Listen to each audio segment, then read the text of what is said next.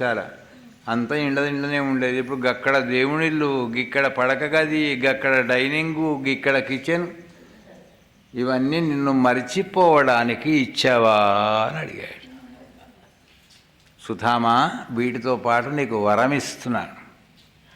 ఏం వరమో తెలుసునా?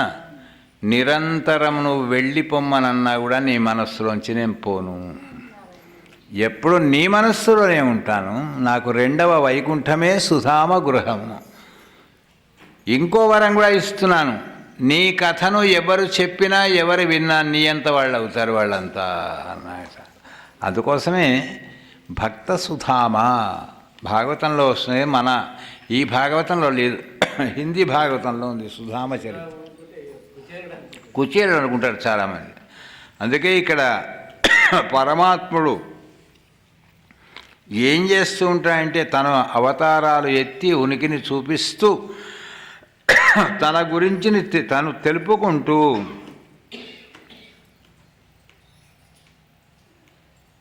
వసుహు అంటే తాను ఇచ్చిన సంపదలను తానే కాపాడుతూ ఉంటాడు. ఆయన కాపాడకపోతే మనం ఏం కాపాడుతామండి? ఏది కాపాడదు. మనవాళ్ళు వెనకట అనేది ఏది కొన్నా ఎత్తుకపోతారు. భూమి కొంటే ఎత్తుకపోరు అని. ఇప్పుడు భూమిని కూడా ఎత్తుకపోతారు. తీసుకురాను బోర్డు పెట్టాను, అక్కడికి వస్తే చంపేస్తాను. భూమిని ఎత్తుకపోకుండా ఉండరా అంటే ఈ భూమిని ఎత్తుకపోగట ఇప్పుడు కాదు. మనం అనుకుంటున్నాం భూబకాసులు వచ్చిండ్రు ఎత్తుకపోతున్నది. హిరణ్యాక్షుడు నేర్పిండి ఇదంతా భూమిని ఎత్తుకపోయే పద్ధతి. ఇప్పుడు కాదు, కృతయుగంలోనే నేర్చుకున్నామట మనము. వసుహు నైక రూపా, ఒకే రూపము లేనివాడై ఉన్నాడు. ఎట్లా ఉంటాడు పరమాత్మ? ఒకటే రూపమా అంటే కాదు, అనేక రూపములు. ఏ రూపం నీకు ఇష్టమైతే గా రూపంలోనే నీకు అవతరించి చూపిస్తాడు భగవంతుడు. ఇది భగవంతుని ఇష్టం కాదు, భక్తుని యొక్క ఇష్ట ప్రకారంగా ఏ రూపమైనా నువ్వు ఇలా కనిపిస్తే బాగుండు స్వామి అని నువ్వు అనుకున్నావా? రైట్, నీకు నచ్చిన రూపమే నేను నీకు చూపిస్తాను. అనేక రూపం. జలం విష్ణుం స్థలం విష్ణుం విష్ణురాకాశముచ్యతే, స్థావరం జంగమం విష్ణుం సర్వం విష్ణుమయం జగతు. జలం విష్ణు, ఓ చోట నీళ్లలాగా ఉన్నాడు. పుష్కర క్షేత్రం అని మీరు వెళ్ళి ఉంటారు, ఎక్కడైనా పుష్కర్ అంటుంటారు. అక్కడ పరమాత్మ జలస్వరూపమే. జలం విష్ణు. మరి ఇంకా స్థలం విష్ణు, దివ్యమైనటువంటి యొక్క స్థలం ఉంది. అక్కడ ఎప్పుడు పురాణాలు జరుగుతుంటాయి. అది స్థలం విష్ణు. జలం విష్ణు ఏమో పుష్కర. మరి స్థలం విష్ణు ఎక్కడ ఎప్పుడు పురాణాలు జరిగేది ఎక్కడండి? నైమిషారణ్యం. అది స్థలం విష్ణు. విష్ణోరాకాశముచ్యతే, ఆకాశంలో అందంగా కనిపిస్తాడట విష్ణు. ఎప్పుడు? ఉదయం సూర్యుని వెలుతురులో ఆకాశం అంతా వెలుగుతుంది. మరి రాత్రి అద్భుతమైన నక్షత్రాలతోనే చకచక చకచక మెరుస్తుంటాయి. ఆ నక్షత్రాల వెలుగుతో సమానమైన మనం ఏమైనా నెక్లెస్లో గొలుసులో చేసుకుంటే అంత మెరుస్తాయండి రాళ్ళు. మరి ఎట్లా మెరుస్తున్నాయి అవి? విష్ణు. అందుకే ఆకాశం చాలా గొప్పది సుమా. ఆకాశం అందంగా ఉండడానికి ప్రధానమైన కారణం ఏమిటంటే నక్షత్రాలు. అందుకోసం మన పెద్దలు చెప్తారు, ఏదైనా యోగ్యం ఉండాలంటే వాసన లేని పువ్వు, బుధవర్గము లేని పురంబు, భక్తి విశ్వాసము లేని భార్య, గుణవంతుడు గాని కుమారుడున్, సదాభ్యాసము లేని విద్య, గ్రాసము లేని కొలువు, కారము లేని కూరనుడి, కారము లేని కవిత్వధార, ఓంకారము లేని మంత్రము, ఉపకారము చేయనేరని మీను, రాత్రియున్ తారలు లేని ఆకాశము, అనర్థము, వ్యర్థము, అప్రశస్తం. పువ్వులు గమ్మ బాగానే ఉన్నాయి కానీ వాసన లేదు. ఏం లాభం అది? బుధవర్గము లేని పురంబు, ఊరున్నది కానీ ఒక్కడు మంచి మాట చెప్పేవాళ్ళు లేడు అక్కడ. భక్తి విశ్వాసము లేని భార్య భర్త, ఓళ్ళ మీద ఓళ్ళకు విశ్వాసమే లేదు. ఎప్పుడు చూసినా కూడా ఆయన ఎటు పోతాడో, ఏం తీసుకుపోతాడో, ఏం బారేస్తాడో, ఈమె ఎవరికి ఏమి ఇస్తుందో అని ఆయన ఓళ్ళకోళ్ళు కావాలి. గుణవంతుడు కాని కుమారుడు, రంగురంగుల వెంట్రుకలున్నాయి పిల్లవాడికి, తెల్లగా ఉన్నాడు, ముద్దుగా ఉన్నాడు, కానీ ఒక్క గుణం మంచిగా లేదు. అందుకే కారము లేని కూర చప్పటి వంట ఏం బాగుంటుంది. నుడికారము లేని కవిత్వధార. నుడికారం అంటే ఎటువంటి నుడికారం అంటే వెనకడే కవిత్వాలు ఇవాళ ఎవరో భజన చేస్తుంటే నేను విన్నాను మధ్యాహ్నం పూట. ఏది వాటిని ఆధ్యాత్మలు అంటుంటారు కదా, తత్వాలు వాడుతున్నారు. ఎంత ముద్దుగుంది కవిత్వం అది. అందుకోసం ఆ కవిత్వాలు వెనకటి వాళ్ళవి వేరు. ఇప్పుడు పెద్ద పెద్ద సభలు పెద్దగా ఉన్నాయి కానీ కవిత్వాలు పెద్దగా లేవు. సభలో ఏముంటుంది, పువ్వు పూచెను, దానిపై తుమ్మెద బాలెను, దాన్ని రాజు చూచెను. ఏం కవిత్వం ఇది? దానికి చప్పట్లు దుప్పట్లు, వాడికి విపరీతమైన బ్రహ్మాండమైనటువంటి యొక్క గజారోహణం, గండపెండేరు. కానీ వెనకటి వాళ్ళ కవిత్వం ఎంత గొప్పదటంటే అవకహడలును పట్టితరతాక్షరములనయ భజ కగచద చల వర్గముల వరుస నిర్వదయు పంచస్వర సమన్వితములగుతు కృతికాదుల నాలుగేసి హత్యయుండు. ఏమన్నా అర్థమైందా ఇది మనకు చదువుతుంటే? చాలే. అవకహడలును పట్టితరతాక్షరములనయ భజ కగచద చల వర్గముల వరుస. అక్షర సముదాయాన్ని ఎట్ట పొసగాలను మహాకవి చెప్పిండు. కవిత్వం అంటే గది కవిత్వం. కానీ ఇక్కడ ఈయన ఎంత గొప్పవాడట, పరమాత్మ అందమైన వాడు సుమా. ఇక్కడ స్థావరం జంగమం విష్ణుం సర్వం విష్ణుమయం జగతు. స్థావరం అంటే చెట్లు. ఎంత అందమైన చెట్లు ఉన్నాయండి ఈ లోకంలో. చూస్తే చూడబుద్ధి అయ్యేటువంటి అటే దృష్టి పోయే చెట్లు. జంగమములు, మనం వాటిని చూసేటువంటి ఒక ఓపిక తీరిక లేదు. నిజంగా మనం ఎంత పెద్ద ఆర్టిస్ట్ అయినా ఒక అందమైన నెమలిని, అందమైన కోడిపుంజుని తెచ్చి అక్కడ పెట్టండి. ఆ కోడిపుంజుకు ఎన్ని రంగులు ఉంటాయండి? ఎన్ని రంగులలో ఉంటుంది అది? అద్భుతంగా దాని కలర్ మిక్సింగ్ ఎవరికైనా చేయగలుగుతారా ఎంత పెద్ద ఆర్టిస్ట్ అయినా? మరి పువ్వులు ఉన్నాయి, ఎన్నెన్ని రంగులు ఉన్నాయి పువ్వులు, ఇక్కడనే ఎన్నో రకాలు ఉన్నాయి. ఈ మిక్సింగ్ ఎవరైనా చేయగలుగుతారా? స్థావరం జంగమం. అందుకే సృష్టిలో అందాలన్నీ కూడా సింహం ఉందండి. ఎంత అందంగా ఉంటుంది అది.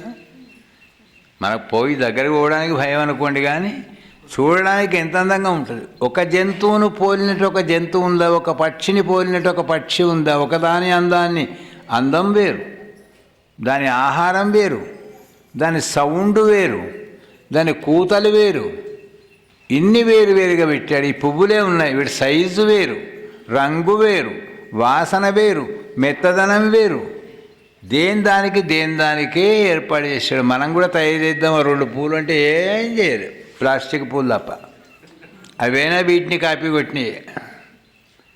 నేను పెద్ద సైంటిస్ట్ నండి అంటే ఉచితంగా ఇంత వర్షం పడుతోంది, నీళ్ళన్నీ ప్రవహిస్తున్నాయి. నీళ్ళ కరువు వచ్చిందంటే సైంటిస్టు ఒక గ్లాసుడు మంచినీళ్ళు తయారు చేసి ఇస్తాడా? పిడికెడు మన్ను తయారు చేసి ఇస్తాడా? కాదు. ఉన్న వాటిని మార్పులో చేర్పులో చిన్న వాటిని పెద్ద వాటిని చిన్నగా చేస్తాడు తప్ప కొత్తగా సృష్టించడం అనేటువంటిది వాని వలన, మానవుని వలన కానీ కాదు. అందుకే జలం విష్ణుం స్థలం విష్ణుం విష్ణురాకాశముచ్యతే. స్థావరం జంగమం విష్ణుం సర్వం విష్ణుమయం జగత్. ఆకాశంలో ఇప్పుడు ఒక రకమైన రంగులో కనిపిస్తుంది ఆకాశం. సూర్యోదయం అప్పుడు ఇంకో రంగులో కనిపిస్తుంది. ఇదే ఆకాశం అండి. మరి అందమైన మెరుపులు మెరిసేటప్పుడు మరో అందంగా కనిపిస్తుంది. ఇదే ఆకాశం. ఏమి లేకుండా ఉన్నప్పుడు ఇంకో రకంగా కనిపిస్తుంది. అంటే ఇదంతా కూడా భగవంతుని యొక్క స్వరూపమే బృహద్రూప.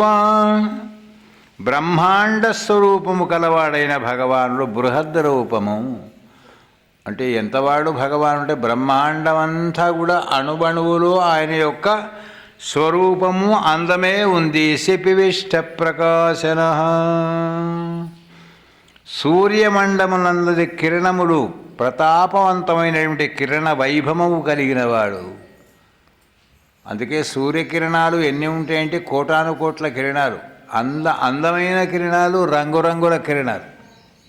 అంత దూరం ఎందుకు, మనకు వర్షాకాలంలో అప్పుడప్పుడు ఇంద్రధనస్సు అని ఒకటి వస్తున్నది. ఎన్ని రంగులు ఉంటుందండి అది, ఎటు చూస్తే అటే అందం. ఆ ఇంద్రధనస్సు నీలపు రంగు ఉంటుంది, సప్తవర్ణాలతో ఉంటుంది. మేము చిన్నప్పుడు చదువుకున్నప్పుడు న్యూటన్ వర్ణచక్రం అని చెప్పేది. అటువంటి యొక్క రంగులన్నిటికీ కూడా ఈయన అందాన్ని చేకూర్చేటువంటి ఒక పరిస్థితి కలిగిన వాడు. శిపివిష్ట ప్రకాశన.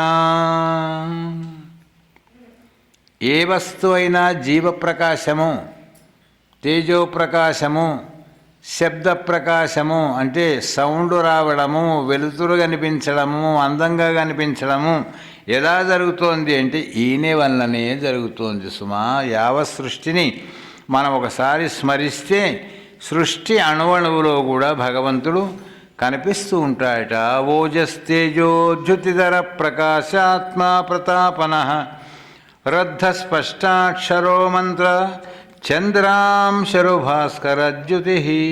ఓజస్తేజో, ఓజస్సు ప్రాణములకు తేజస్సును కూర్పేటువంటి యొక్క దివ్యమైన పరమాత్మ. తేజస్సు వేరు, ఓజస్సు వేరు. అందం వేరు, దాని తర్వాత సౌందర్యం వేరు. అందం అంటే అందంగా ఉండడం అనుకుంటాం, సౌందర్యం అంటే చెరిగిపోని సౌందర్యం కలిగిన వాడు. చెరిగిపోని సౌందర్యం, చర్మానికి ఒక మంచి సౌందర్యం రావాలనుకోండి, చర్మ సౌందర్యం కోసం ఎన్ని ఖర్చు పెడుతున్నాం మనం ఇప్పుడు, ఎన్ని రకాలు పూసుకోవడం లేదు. కానీ మీకు నిజమైన చర్మ సౌందర్యం రావాలంటే తులసికి కంకులు ఉంటాయండి. తులసి చెట్టుకు కంకులు పూస్తాయి. ఆ కంకులకు పూసే పూలు ఏ రంగులో ఉంటాయి ఎప్పుడన్నా గమనించిందా? నీలి రంగులో ఉంటాయి. ఆ పచ్చి కంకిని తీసుకొని ఒకసారి మట్ట మీద రుద్దండి, ఈ మెరుపు నిలదాక పోదండి, గంత గొప్పది. అంటే ఇటువంటి ప్రకృతి సౌందర్యాలు ఎన్నో ఉన్నాయట. ఆ ప్రకృతి సౌందర్యాలకు మూలమైన వాడు ఓజస్తేజోజ్యుతిధర ప్రకాశ ఆత్మా ప్రతాపన. బలం కలిగిన వాడు. దాని తర్వాత ప్రకాశాత్మ, తేజోమయమైన స్వరూపము కలిగిన వాడు సుమా ఈ పరమాత్మ. ఆయన ఎక్కడ స్మరించి చిన్న దీపం పెడితేనే ఇంత వెడల్పు చీకటిని దూరం చేస్తోంది. మరి అటువంటిది పరమాత్మ ప్రకాశం ఎంత గొప్పదట అంటే లోకాలన్నిటి కూడా వెలిగించగలిగింది. ప్రతాపన. సూర్యాగ్నుల రూపమును భూమి తపింపజేయుటకై తపిస్తే ఆయన చల్లబరచడానికి దివ్యమైన వర్ష రూపంలో ఆయన్నే వస్తాయట. మనం ఏది కోరితే చేస్తాడు. ఇప్పుడు ఎండాకాలం ఏం చేస్తాం? వానకాలం బాగా వానలైతే ఈగల బాధ తట్టుకోలేక ఎండలు కొడితే బాగుండని మనమే అంటున్నాం, ఎండలు కొట్టించు. గిన్నెండలా అని మనమే అంటున్నాం, చలి పెట్టించుండు, అప్పగింత చలి అంటున్నాం. మరి ఎట్లా కదా? దేనికి ఓర్చుకోలేకపోతుంది. మనం ఓర్చుకోగలిగింది దేనికి అంటే యథాదిత్యగతం తేజో జగద్భాసతే అఖిలం యచ్చంద్రమసి యచ్చాగ్నౌ తత్తేజో విద్ధి మామకం అంటారు శాస్త్రంలో. ప్రపంచమంతా కూడా సూర్యచంద్రులతోని వెలుగుతోంది. ఉదయం సూర్యుని వలన, రాత్రి చంద్రుని వలన వెలుగుతోంది. మరి ఈ వెలిగించేటువంటి సూర్యునిలో చంద్రునిలో ఉండేటువంటి యొక్క శక్తి ఎవరిది అంటే ఆయన లేకపోతే అవి వెలగవు. ఆయన శక్తితోనే వెలుగుతున్నాయి. రుద్ధ స్పష్టాక్షర. ధర్మజ్ఞాన వైరాగ్యాలకు నిలయం భగవంతుడు. ధర్మాన్ని నడవాలన్నా భగవంతుని దయనే, జ్ఞానం రావాలన్నా భగవంతుని దయనే, వైరాగ్యం కలగాలన్నా భగవంతుని యొక్క దయనే. అందుకే మనకు వైరాగ్యం కలిగితే ఎంత సుఖమట ప్రపంచంలో. అంటే వైరాగ్యం అంటే అర్థం ఏమిటి? వైరాగ్యం అంటే విరాగత్వం కలగడం. నాకేది అవసరం లేదు, ఉన్నదే చాలు అని తృప్తి పడగలిగిన మనస్తత్వం కలిగిన దాని పేరు వైరాగ్యం అంటారు. మరి ఎటువంటి దివ్యమైనటువంటి ధర్మంగా నడవాలంటే ప్రతిదాని వెనక ధర్మం ఉంది. ఒకనికి నమస్కారం చేయడం కూడా ధర్మమే, ఖర్చు అవసరం లేదు. ధర్మం అంటే దానం వేరు, ధర్మం వేరు. ఉంటే దానం చేయి, లేకపోతే లేదు. ధర్మ ప్రవర్తన మన గోవిందరాజులు గారు చెప్పారు. ధర్మ ప్రవర్తన భగవత్ చింతన. ధర్మ ప్రవర్తన అంటే ఏమిటి? కనిపించిన వాడికి నమస్కారం చేయి, ఉంటే నీళ్ళు ఇవ్వు, ఉంటే మంచిగా మాట్లాడు, లేదా మంచి మనస్సును విప్పి సంతోషపరిచేటట్టు మాట్లాడు. ఇవన్నీ ధార్మికమైన లక్షణాలు అంటుంటారు. అందుకే ధర్మ ప్రవర్తన నీ లోపల ఉంటే ఆచార ప్రభువో ధర్మస్య ప్రభు అచ్యుత అంటాడు. ఎక్కడైతే ధర్మం ఉంటుందో అక్కడ భగవంతుడు ఉంటాడు. అభిమన్యుడు కృష్ణుడి దగ్గరికి వస్తాడు. ఎలా వచ్చాయట అంటే, మామయ్య, మా బాబాయిలు, మా పెద్దనాన్న, మా నాన్న ఎక్కడ ఉన్నారో చూద్దాం అనుకుంటున్నా. ఎక్కడున్నారు ఇప్పుడు? వాళ్ళు అజ్ఞాతవాసంలో ఉన్నారు పాండవులు. ఎందుకు నాయన ఇప్పుడు అంటే, ఒకసారి చూస్తామని నా కోరిక. ఇంకొక 4 నెలలు అయితే అయిపోతుంది అజ్ఞాతవాసం. వాళ్ళే బయటకు వస్తారు, అప్పుడు చూడవచ్చు. కానీ అరణ్యవాసం కంటే భయంకరమైనటువంటిది అజ్ఞాతవాసం. అరణ్యంలో ఏ మూలకం ఉండవచ్చు, కానీ అజ్ఞాతవాసంలో వేషాలు మార్చుకోవాలి, భాషలు మార్చుకోవాలి, పేర్లు మార్చుకోవాలి. ఎక్కడన్నా ఎప్పుడు కూడా వాళ్ళు ఎంక్వైరీ చేస్తుంటారు, వేగులంతా కూడా. అందుకోసం వాళ్ళందరినీ తప్పించుకుంటూ కాలాన్ని గడపాలి అంటే సభా మధ్యలో కనిపించకుండా ఉండడం ఎంత కష్టమో అజ్ఞాతవాసం అంత కష్టం.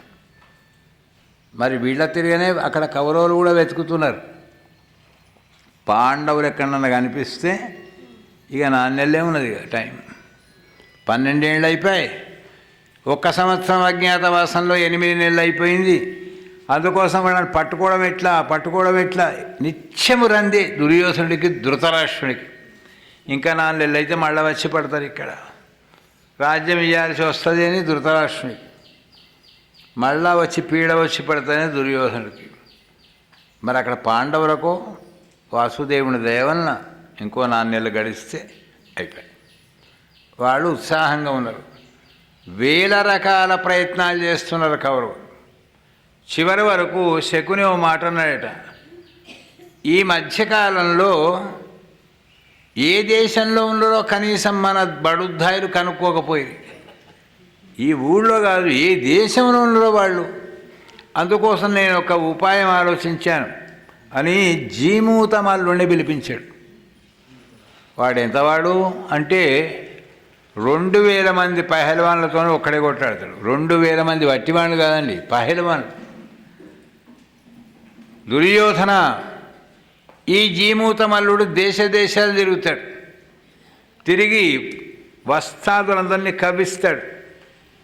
ఈ జీమూతమల్లుడిని జయించగలిగిన వాడు భరతఖండంలో భీముడొక్కడే. ఎక్కడ జీమూతుడు ఓడిపోతే అక్కడ భీముడు ఉన్నట్టు లెక్క. ఎంతెంత ఉపాయాలు చేసిందండి వాళ్ళు. శతకోటి దరిద్రానికి అనంతకోటి ఉపాయాలు చేసిండ్రు. జీమూతుడు తిరుగుతూ వెళ్ళిన తర్వాత విరాట్ నగరం చేరుకున్నాడు.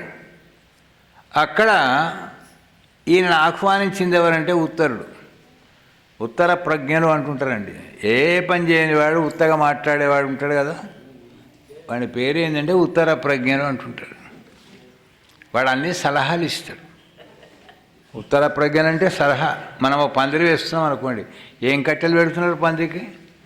కంక కట్టెలు పెడుతున్నారు. గంధపు పెట్టినట్టు కమ్మటి వాసన వస్తుంది. నాయన ఏమన్నా తెచ్చిస్తావురా బాబు గంధపు చెక్క? మాకు ఆ వ్యాపారం లేదు, ఉంటే నేనే తెచ్చేవాడిని. వాడు తేడు పెట్టాడు చేసేవాడిని చెయ్యనియడు, వాడు చేయడు. చెప్పుడు మాటలు ఎక్కువ. ఉత్తరుడు వచ్చాడు, నాన్నగారు నాన్నగారు నాన్నగారు, నాయనా ఏమి ఏమి. తండ్రికి ఎంత ప్రేమ ఉత్తరుడు అంటే, విపరీతమైన ప్రేమ. నాన్నగారు జీమూతులోనే కొండంత మనిషి వచ్చిండండి మన ఊరికి. వాడి వరకు దేశాలని తిరిగి తిరిగి అందరినీ హతం చేసి ఈ దేశానికి వచ్చిండట.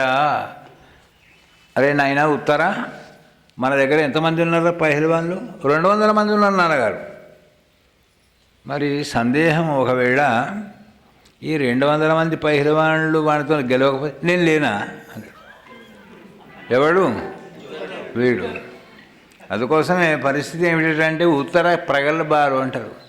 నువ్వు ఉన్నావు నాయన, నువ్వు అంతవాడివని నాకు తెలుసు, కానీ మరి ముహూర్తం పెట్టు అన్నాడు. అయిపోయి ముహూర్తం పెట్టిండు. వాడు వస్తే ఎట్లా ఉన్నాడండి, ఆ జీమూతుడిని చూస్తే అంటే దూరం నుంచి చూస్తేనే గదగదలాడుతున్నాడు. గట్ల ఉన్నాడు వాడు మనిషి. మనం అప్పుడప్పుడు కొంతమందిని చూస్తుంటాం, గాయన జోలికేం పోతావు, ఎట్లా ఉన్నాడే, ఇంకా దెబ్బ వేస్తే చచ్చిపోతాం మనం అంటే. ఇక్కడనే ఆ జీమూతుడు అవసరం లేదు, మనకు కూడా అక్కడక్కడ ప్రపంచంలో కనిపిస్తుంటాడు. అయిపోయింది, నిలబడ్డాడు. విరాట్రాజు అన్నాడు, అరే వీరమల్లు, అరే సూరమల్లు, అరే గిట్ల పిలిస్తే మహారాజా గివీళ్ళు నన్ను ఏం చేస్తారు? వచ్చేదంటే మీరు అందరూ ఒకసారి రండి. వస్తే ఏం చేసినట్టే గిల్లిని కొట్టి దండతో కొడితే ఎట్లయితే పోతారో గట్ట విసిరిపాలు ఇస్తున్నాడు ఒక్కొక్కడిని. 50 మందో 100 మందో విసరంగానే మిగతా 100 మంది అన్నట్టు, రాజా మాకు జ్వరం వచ్చింది మా వల్ల కదా. ఇప్పుడు ఈ విరాట్ నగర సామ్రాజ్యాన్ని, ఈ మత్స్యదేశం యొక్క గౌరవాన్ని కాపాడేవాడే లేడా మా రాజ్యంలో అన్నాడు. నాన్నగారు ఎందుకు లేడు? ఉన్నాడు. ఎవరైనా మన వంటలు చేస్తారు కదా వలనుడు. వలనుడు ఈ రాజు చెప్తే వింటాడా? వాళ్ళ అన్నయ్య చెప్తే వింటాడు. ఆ వల నుండి కూడా తీసుకొచ్చాడు యుద్ధానికి చూస్తానికి. వలన ఇక నీ వల్లనే ఈ పని అవుతుంది, ఏమంటావు అన్నాయట. ఎంత ఇరుకటమైన సమస్యనండి ధర్మాత్ములకు. ఇంకొక 3 నెలల 15 రోజులైతే అయిపోద్ది అజ్ఞాతవాసం. ఇప్పుడు గిట్ట ఒకవేళ బయటపడితే మళ్ళా 12 ఏళ్ల వనవాసం, మళ్ళొక సంవత్సరం అజ్ఞాతవాసం చేయాలి. పోనీ చప్పుడేక కూర్చుందామా? ఏడాది నుంచి విరాట్ మహారాజు గారి యొక్క ఉప్పు తింటున్నాం. ఇవాళ దేశానికే అప్రతిష్ట వస్తోంది, కాపాడకపోతే ఎట్లా? ఇదొక ధర్మ సంకటం. అప్పుడు జీమూతుడు అన్నట, మహారాజా మీ రాజ్యంలో నన్ను ఢీకొనగలిగిన మగవాడు ఎవడు లేడని చెప్పి తేలిపోయింది కనుక నా కుడికాలకు బంగారు గండ పెండేరం పెట్టండి అన్నాడు. ధర్మరాజు భీముడు ఒకళ్ళకొకడు చూసుకున్నారట, ఏం చేద్దామన్నట్టు. కానీ భీముడికి ఉన్నదండి. ధర్మరాజు కొంచెం ఆజ్ఞ ఇస్తే, భీముడి పరిస్థితి ఏమున్నది ఇప్పుడు అంటే, వనవాసంలో తిండి దొరకలేదు, కందమూలాలు పండ్లేనాయి. కానీ ఇప్పుడు దాదాపు 9-10 నెలల నుంచి ఎటువంటి భోజనం అండి? రాజభోజనం. నెయ్యి అంటే ఏమి నెయ్యి, పెరుగంటే ఏం పెరుగు, ఆయన చేతుల్లో వంటనాయి.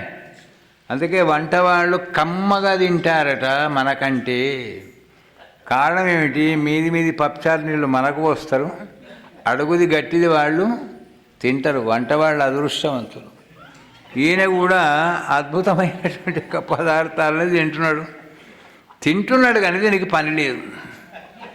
ఎందుకంటే ఇప్పుడు దీనికి పని కావాలి. అన్నకే చూసిండట, ఎట్లయితే అట్లయితుంది. దగ్గరికైతే వచ్చాను ఇట్లా అన్నాడట. అనగానే అంటూ ఏమన్నాడట అంటే, అక్కడ పక్కకు మామిడి పండు ఉందట. ధర్మరాజు మామిడి పండును చూసి ఇట్లా అన్నాడట, అంటే ఎక్కతొక్క కొట్టి లొల్లి పెట్టకు, కొట్టుడు తక్కువ లొల్లి ఎక్కువ చేయకు, మామిడి పండును పిసికినట్టుగా పిసుకో అన్నాడు. ఆర్డర్ అయితే చేసిండు అని చెప్పిండు. ఎట్లా వంటల వాడంటే ఎట్లా వంట బ్రాహ్మణుడు తిరగలేమన్నాడు. కానీ కండరాలన్నీ వదలొదలుగానే ఉన్నాయి, కానీ ఒక్కసారి విదిలించినట శరీరాన్ని భీముడు. కండరాలన్నీ గ్రిప్లోకి వచ్చేసినాయి. వెంటనే జీమూతుడు చూసినట్టు, అబ్బో ఇవేం కండరాలు బాబు, ఈ 200 మంది ఒక ఎత్తు, నన్ను చింతకాయ పచ్చడి నూనెట్టి నూరేటట్టున్నాడు వీడు. భీముడు వస్తుంటే వెనకడుగులు వేస్తున్నాయట ఎవరు? జీమూతుడు వెళ్ళినాడు.